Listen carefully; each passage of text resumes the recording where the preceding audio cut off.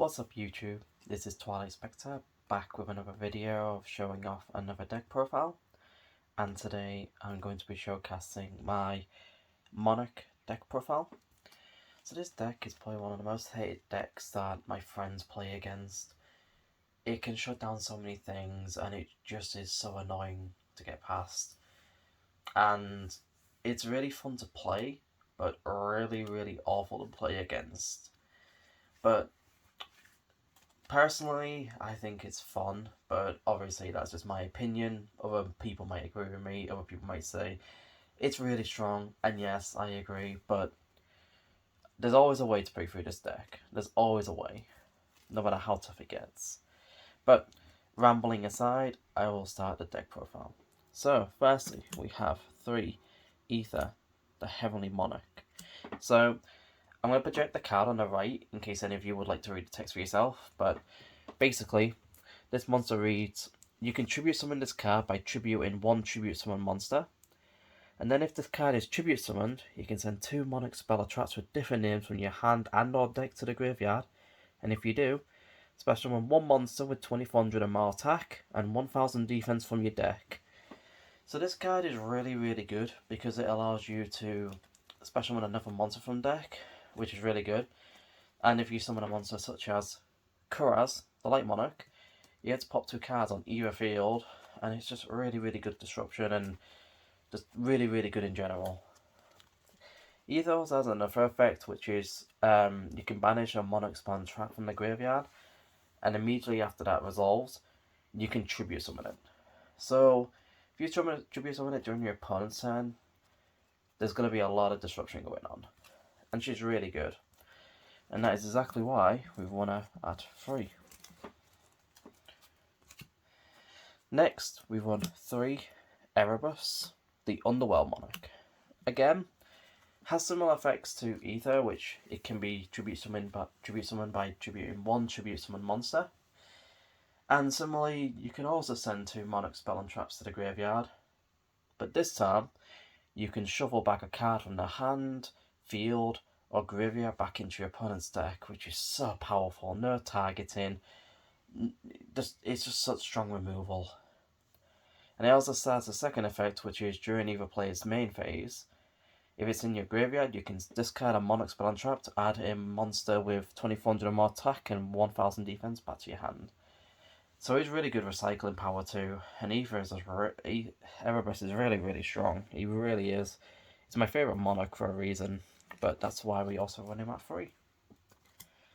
Next we run Vanity's Fiend, another really good card, and simple effect, which is neither player can special summon monsters. There's nothing like shutting down your opponent from special summoning when you've got a full setup board.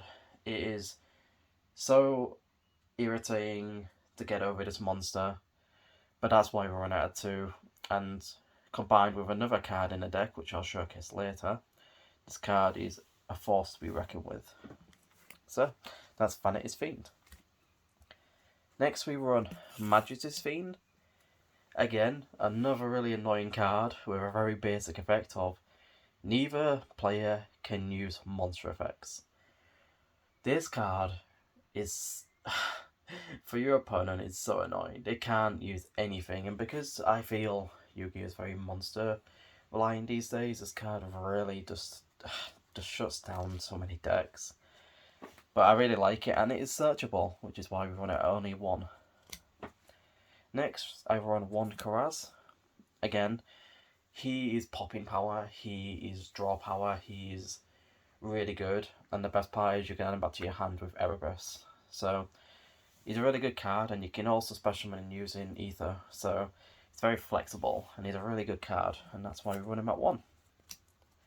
Next, for the Baby Monarchs, we run 2 Idea, the Heavenly Squire. So this card is really good because when she's normal summoned or special summoned, you can special summon 1 monster with 800 attack and 1000 defense from your deck in defense. And it's really good because it's good tribute fodder, and combined with the next card, allows you to get an additional tribute summon. But she has a second effect, which is if she's sent to the graveyard by any means, You can target one of your banished Monarch spell and traps and add it to your hand. So again, more recycling power. Really good card, and you do want to see in your opening hand because you just get your first play off. And that's why we run out of 2. Next, I run 3 Eidos, the Underworld Squire. So this card, if he's normal specimen, gives you an additional tribute summon this turn, which is really powerful, especially in Monarchs.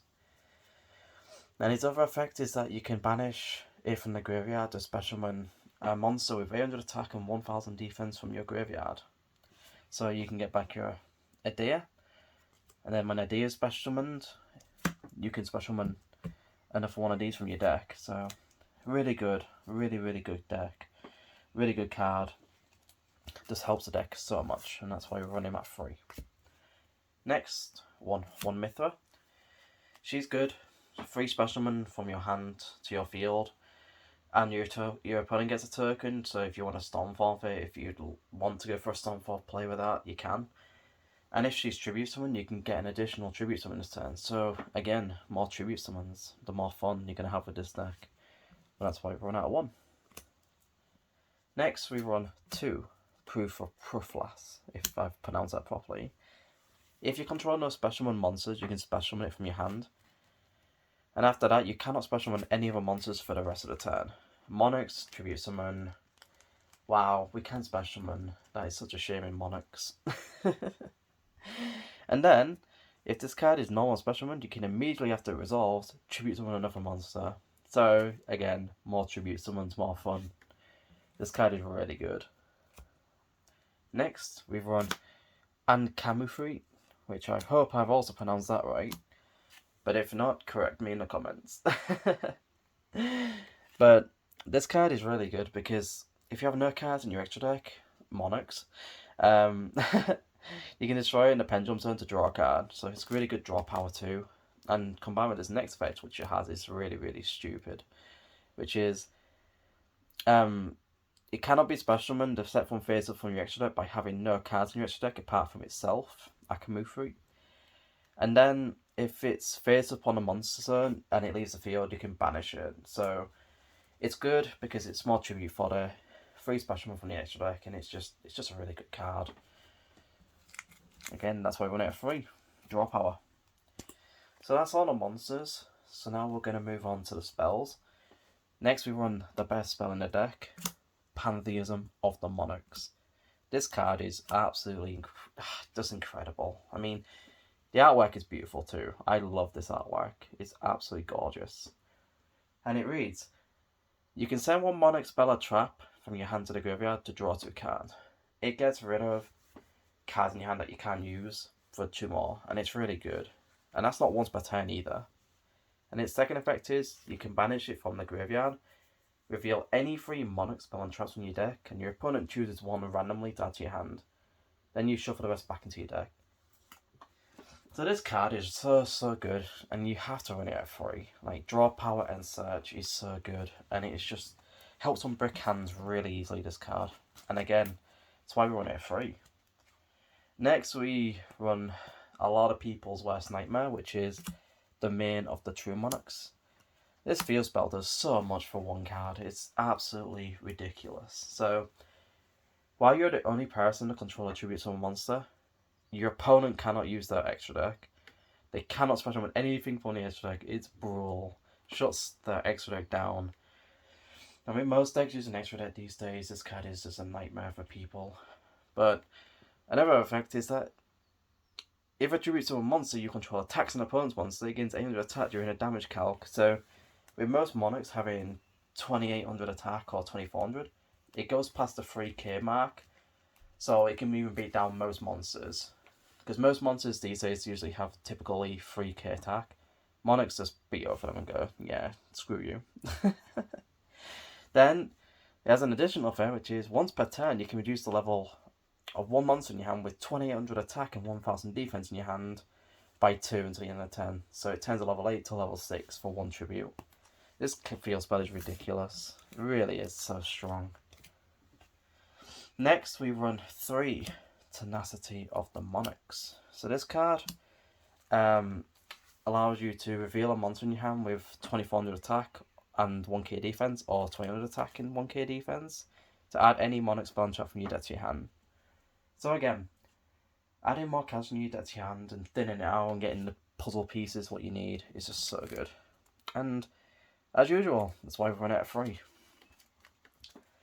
Next is a card that so many people hate. Again, but then again, this is Monarchs after all. And that card is 3 Monarch Stormforth. And this card basically allows you to tribute summon a monster using one of your opponent's monsters. There's nothing like your opponent having a boss monster and just tribute summon it for one of your boss monsters. It is so satisfying to use, and again, it's Monarchs just like, even though they're brick, from time to time they are very, very annoying. But this card says you cannot use your extra deck for the rest of the turn, but Monarchs don't use extra deck, really, unless you want to. But then a lot of your spells might, become obsolete. Next we run 1 return, which basically, if you tribute summon a monster, you can add any Monarch from your deck to your hand. Well, a monster with 2400 attack or 2800 attack and 1000 defense. So, thins your deck, gets you another tribute summon fodder. Sorry, a tribute summon monster.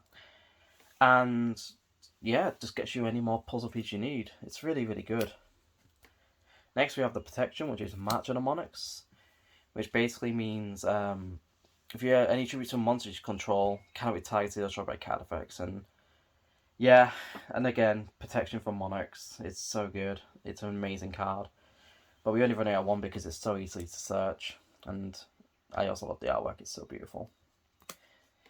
Next, we'll run 1 Reinforcement of the Army. Everyone should know what this does, I hope.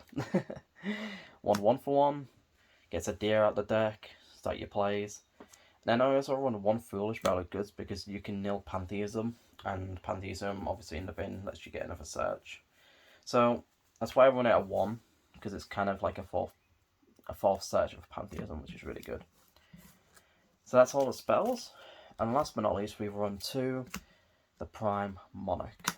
So this is the only trap card we run in the deck. Now, if you really wanted to, you could take out a card like the Foolish Barrel of Goods and put in the Monarch's Erupt, which is basically a skill drain for Monarchs.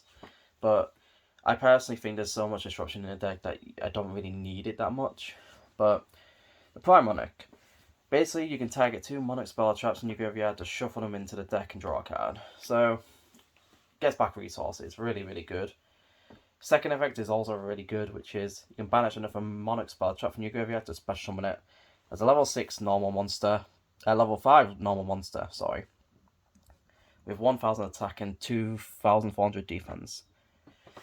Again, it's more tribute fodder and it's a really good card, and we run out of 2 because most of the time I want 1 in the graveyard and 1 on the field just for recycling too, and it's just a really good card, honestly. But you could bump it up to 3 if you really wanted to, but I think 2 is the perfect ratio. So, that's it for the Monarch deck profile, and it is a 40 card deck. So we run 2 traps, being the Prime Monarchs. We run 1, 2, 3, 4, 5,